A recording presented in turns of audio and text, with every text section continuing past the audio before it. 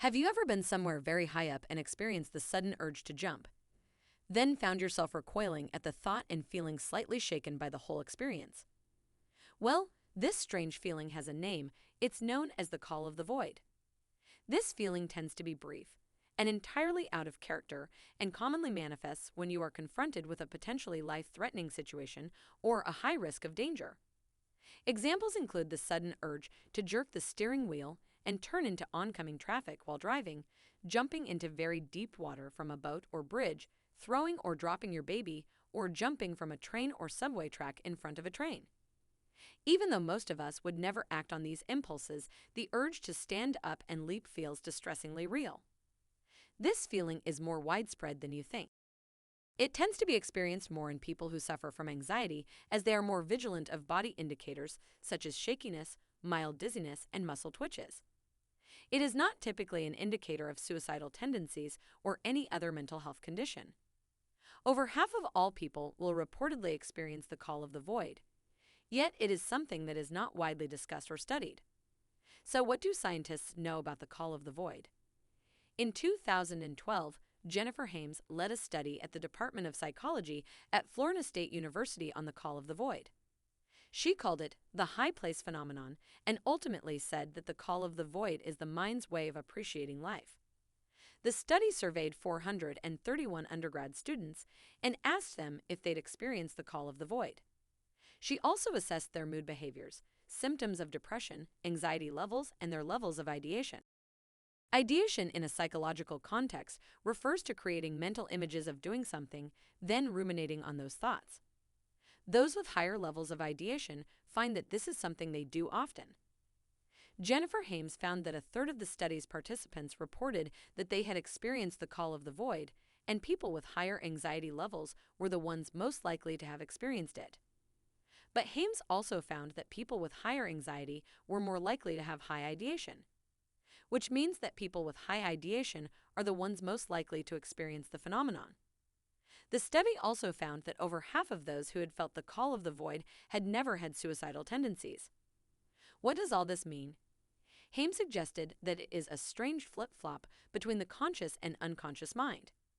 She summarized the findings using an analogy of a person walking near the edge of a roof.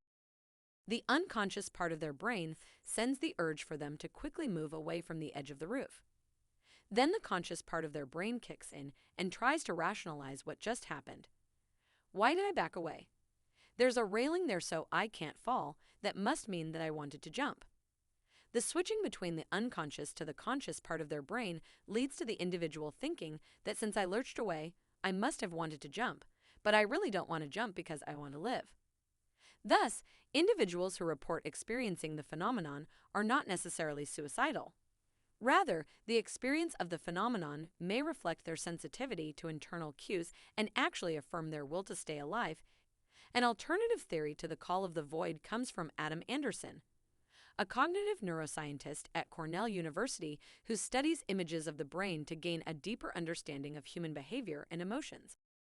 He suggested that the call of the void is similar in nature to the thought process an individual would go through when gambling. Individuals are much more likely to take risks when they find themselves in a bad situation. In gambling, an individual who is losing is much more likely to bet again at a higher amount to try and win their money back. They take this course of action to try and avoid the bad outcome.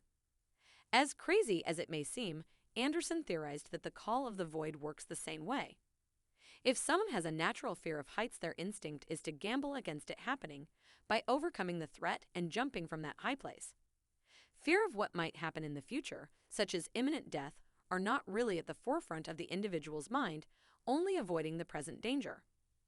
Another more old-school theory, which could potentially explain the call of the void, is Sigmund Freud's theory of life and death instincts, which is sometimes referred to as Eros and Thanatos theory. Freud believed that all instincts fall into one of two major classes: life drives and death drives. The life drive, or Eros, is focused on the preservation of life both on an individual level and also on a wider species level. He theorized that this drive compels people to engage in actions that sustain their own lives, such as looking after their health and safety. It also exerts itself through sexual drives, motivating people to create and nurture new life. The death drive, or thanatos, was a concept Freud developed to explain his theory that all humans are driven towards death and self-destruction. The core component of the death drive is aggression. This can be outwardly towards others and the wider world, or internally through self-destruction and self-sabotage. From his clinical observations, he concluded that people have an unconscious desire to die, but the life preservation instinct from the life drive tempers this.